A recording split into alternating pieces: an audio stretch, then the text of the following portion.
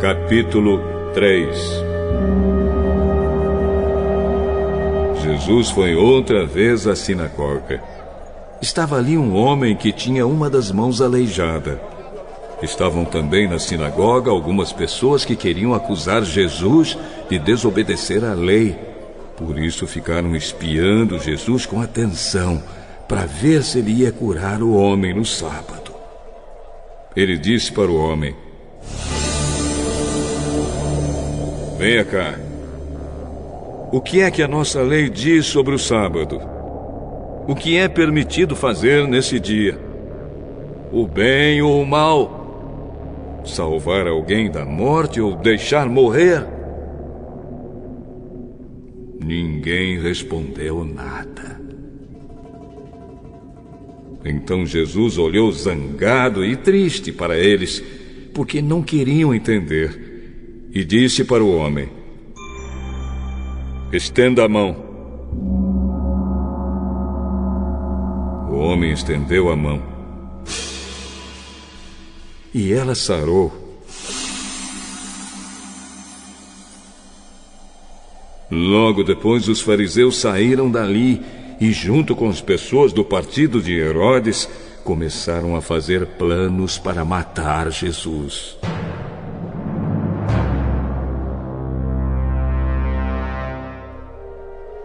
Jesus e os discípulos foram até o lago da Galileia. Junto com ele ia muita gente da Galileia, da Judéia, de Jerusalém, da Idumeia, do lado leste do rio Jordão e da região de Tiro e de Sidom. Todos iam ao encontro de Jesus porque ouviam falar a respeito das coisas que ele fazia. Jesus pediu aos discípulos que arranjassem um barco para ele, a fim de não ser esmagado pela multidão, pois ele estava curando tanta gente que todos os doentes se juntavam em volta dele para tocá-lo. E as pessoas que tinham espíritos maus, ao verem Jesus, caíam aos pés dele e gritavam: o Senhor é o Filho de Deus! Mas Jesus proibiu duramente os espíritos de dizerem quem ele era. Jesus subiu um monte, chamou os que ele quis, e eles foram para perto dele. Então escolheu 12 homens para ficarem com ele e serem enviados para anunciar o Evangelho. A esses 12 ele chamou de apóstolos. Eles receberam autoridade para expulsar demônios. Os 12 foram estes: Simão, a quem Jesus deu o nome de Pedro; Tiago e João, filhos de Zebedeu.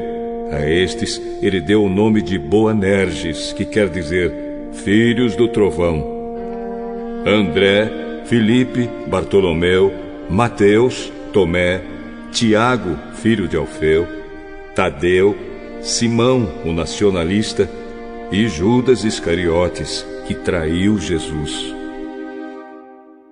Quando Jesus foi para casa, uma grande multidão se ajuntou de novo, e era tanta gente que ele e os discípulos não tinham tempo nem para comer. Os parentes de Jesus souberam disso e foram buscá-lo, porque algumas pessoas estavam dizendo que ele estava louco. Alguns mestres da lei que tinham vindo de Jerusalém diziam: ele está dominado por Beelzebu, o chefe dos demônios. É Beelzebu que dá poder a este homem para expulsar demônios.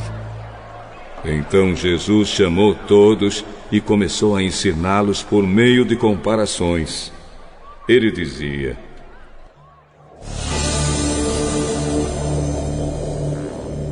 como é que Satanás pode expulsar a si mesmo? O país que se divide em grupos que lutam entre si certamente será destruído. Se uma família se divide e as pessoas que fazem parte dela começam a lutar entre si, ela será destruída. Se o reino de Satanás se dividir em grupos e esses grupos lutarem entre si, o reino não continuará a existir, mas será destruído. Ninguém pode entrar na casa de um homem forte e roubar os seus bens sem primeiro amarrá-lo.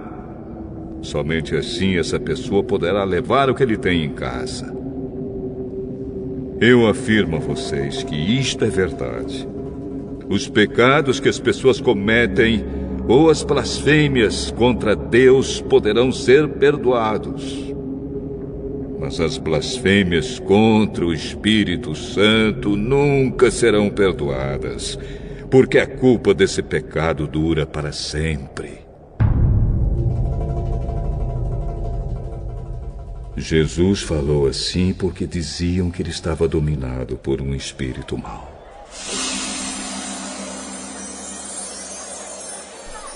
Em seguida, a mãe e os irmãos de Jesus chegaram. Eles ficaram do lado de fora e mandaram chamá-lo. Muita gente estava sentada em volta dele e algumas pessoas lhe disseram: Escuta, Jesus. A sua mãe e seus irmãos estão lá fora. Estão procurando o Senhor. Jesus perguntou: Quem é a minha mãe? E quem são os meus irmãos? Aí olhou para as pessoas que estavam sentadas em volta dele e disse: Vejam, aqui estão a minha mãe e os meus irmãos. Pois quem faz a vontade de Deus é meu irmão, minha irmã e minha mãe.